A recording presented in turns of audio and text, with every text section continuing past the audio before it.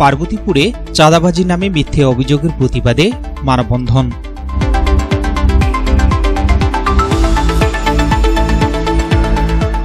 আসসালামু আলাইকুম। এমকে টেলিভিশনে নিয়মিত সংবাদে আপনাদের স্বাগত জানাচ্ছি আমি শারমিন মিনা। এতক্ষণ শুনছিলেন সংবাদ শিরোনাম, এখন ডেস্ক থেকে বিস্তারিত। দিনাজপুরে পার্বতীপুরে ভবের বাজার হাটের খাজনা আদায়কে কেন্দ্র করে সৃষ্ট ঘটনার জেরে মানববন্ধন ও বিক্ষোভ কর্মসূচি পালন করেছেন হাট ইজারাদার সমর্থকরা। শুক্রবার বিকেল 4টায় ভবের বাজার এলাকার পার্বতীপুর দিনাজপুর সড়কে এ কর্মসূচি অনুষ্ঠিত হয়। জানা যায়, চলতি বছরের ভবের বাজার হাটের ইজারা পায় স্থানীয় বাসিন্দা সেলিম রেজা। হাটে দোকানদারের কাছ থেকে 10 থেকে 20 টাকা হারে খাজনা নির্ধারণ করা হয়। বৃহস্পতিবার নির্ধারিত দিনে খাজনা আদায়ের সময় নয়ন নামে এক ব্যবসায়ী টাকা দিতে অস্বীকৃতি জানান। এ নিয়ে উভয় পক্ষের মধ্যে বাকবিতণ্ডা সৃষ্টি হয়। পরবর্তীতে নয়ন ও তার সমর্থকরা চাঁদাবাজির অভিযোগ তুলে একই দিন রাতে বাজার এলাকায় বিক্ষোভ কর্মসূচি পালন করেন। এর প্রতিবাদে ইজারাদার সেলিম রেজার সমর্থকরা পাল্টা মানববন্ধন ও প্রতিবাদ সমাবেশের আয়োজন করেন।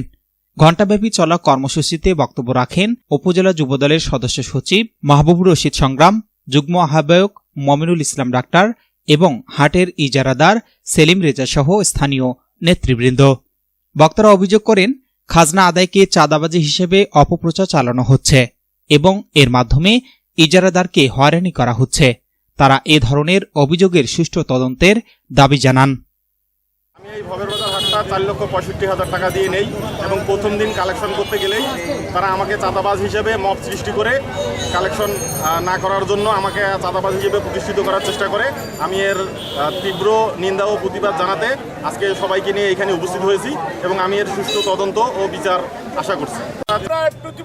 প্রতিবাদ জানাই এই সেলিম রেজার নামে যে চাঁদাবাজির একটি চক্রান্ত করছে, আমরা তীব্র নিন্দা প্রতিবাদ জানাই এবং এই পার্বতীপুর ভবের বাজার কেন পার্বতীপুর কোথাও কোনো প্রকার চাঁদাবাজি হচ্ছে না। আমরা আগামী দিনে তারেক রহমানের নেতৃত্বে এই পার্বতীপুরে সহ বিভিন্ন জায়গায় যাতে করে কোনো প্রকার মানুষকে হয়রানি না করা হয়, কোনো প্রকার চাঁদাবাজি না করা হয়, সেজন্য আমরা প্রস্তুত আছি এবং এই ভবের বাজারের ন্যাক্কারজনক ঘটনায় পার্বতীপুর উপজেলা বিএনপি সহ সকল অঙ্গ সংগঠনের পক্ষ থেকে তীব্র নিন্দা ও প্রতিবাদ জানাচ্ছি। আর ইজারাদার সেলিম অত্যন্ত একটা ভালো ছেলে, বিগত ফ্যাসিস্ট বিরোধী আন্দোলনে সে আমাদের সঙ্গে ছিল। আজকে একটি চক্র সারা বাংলাদেশে সরকারকে বিভ্রান্ত করার জন্য নানানমুখী ষড়যন্ত্র তারা খুঁজে বেড়াচ্ছে এবং নানানমুখী ষড়যন্ত্র করছে। তার এই অংশ হিসাবে আজকের এই পরিস্থিতি সৃষ্টি হয়েছে। আমি শুধু প্রশাসনের দৃষ্টি আকর্ষণ করব, বিশেষ করে টিওলো স্যার, ওসি সাহেব এবং এসিলেন্ট স্যার আছেন। আজকে আমরা হাট ইজারাদার যারা আছি, হাট ইজারাদার টোল আদায় করতে গিয়ে আমাদেরকে আজকে চাঁদাবাজ আখ্যায়িত করা হচ্ছে। এটা কি সত্যি না মিথ্যা, এটা সঠিকভাবে তদন্ত করে জনসম্মুখে প্রকাশ করার জন্য আমি অনুরোধ করতেছি।